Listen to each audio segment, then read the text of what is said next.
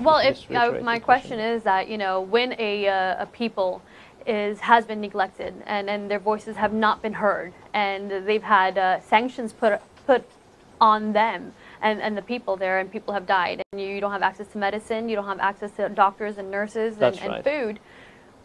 How else are you supposed to react? What else can you do besides retaliate and act out? That's right. I mean, as far as the Palestine issue is concerned, the Palestine issue is there for the Palestinians as well as for the general Muslim populace. And the reason for that is because Palestine is a holy land for Muslims, as well as for Christians and for Jews. And that land is believed to be sacred for Catholics, Jews, and Muslims. That's right. That's right. And in order to kind of reconcile between the Israelis and the Palestinians with that land, it would solve a lot of problemmes, no doubt. But this is one of those issues that I feel like it will not have a peaceful resolution. We won't wake up one day and we won't have the Palestinians and Israelis sitting side by side and saying, we're just going to agree to disagree and we're just going to coexist harmoniously. I think that's being too ambitious. But I need to also ask the question: the bombing at the Taj Hotel in Bombay, was that an act of freedom and autonomy, or was that a terrorist act? Either one of you, whoever wants to answer that. Are we talking about the November attacks the Mumbai on bombing. Mumbai? Yeah, that's right. As far as I can tell, that was not associated with any particular national liberation movement. That there are stories, there are reports about India and Pakistan using agents to destabilize each other. So just simple terrorists. Simple act of terrorism. It could be state terrorism, it could be terrorism, it could be criminality. But I think that's a case in point where we should all learn to take a step back and actually consider the reality of what's going on. There's a classic example of violence unleashed on innocent civilians, which in my view serves no purpose whatsoever, is morally wrong. And yet you have this term terrorism used that is then spread to cover all sorts of movements across the world, even when they are legitimate movements that do not believe in the classic terrorist activity. So what we have to do is step back from the propaganda. We have to ask people on the street, we have to ask decision makers, policy makers, to be a bit more serious about this. But do you think decision makers and policy makers are actually listening to people on the street? Do you think that decision makers actually care what a man walking down the street actually thinks? Isn't it just like we've been talking just about political and economic gain? I think you're right. It's a struggle. It's a challenge to make policy makers believe in concepts like truth and justice when they're involved primarily in short-term economic gain, expediency. But these things can happen, and this is why in the long term we shouldn't lose hope.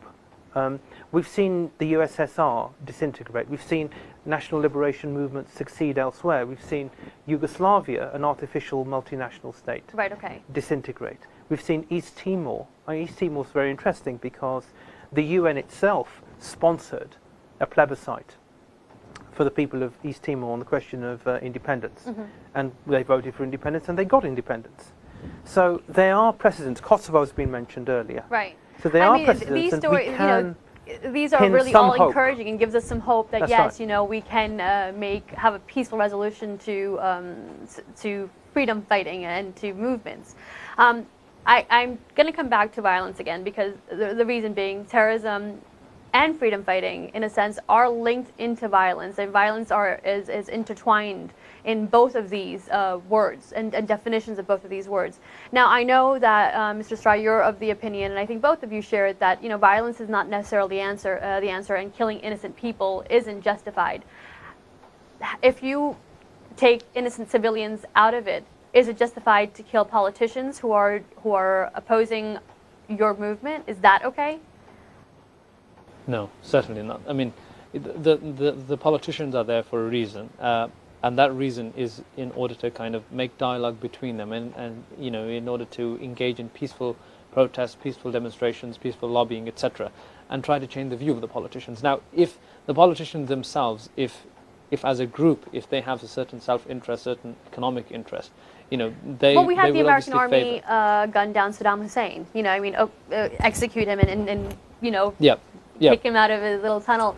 Mrs. Fryer, what do you think? Do you think it's okay to target a politician? Again, let's not overgeneralize the situation. It's very dangerous. It's simple, it's easy, but overgeneralization causes problems. Okay. Absolutely. Remember,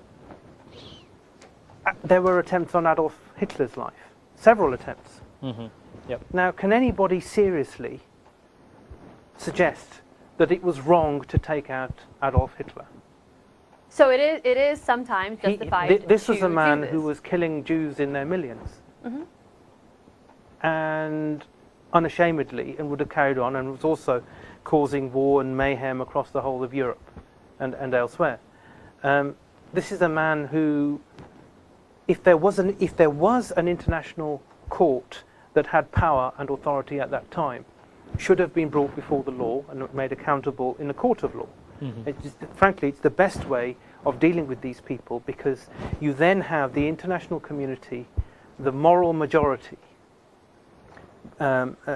declaring criminals like Hitler Right. Okay. criminals, Mm-hmm. and they go down in history as criminals.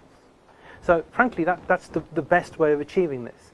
But you know, let's avoid overgeneralization again. Can I just add one other element to this, which is that the real culprit here, I mean, terrorism, we've talked about, and we've tried to dissect what is actual terrorism and separate out from that legitimate resistance from legitimate national liberation movements. But the biggest culprit, and you know, it's the fault of the international media, frankly, for not exposing the biggest culprit, and that's state terrorism. In most of the conflicts that we've talked about today, the vast majority of violence has been carried out by the state. Now, the state itself is carrying out atrocities.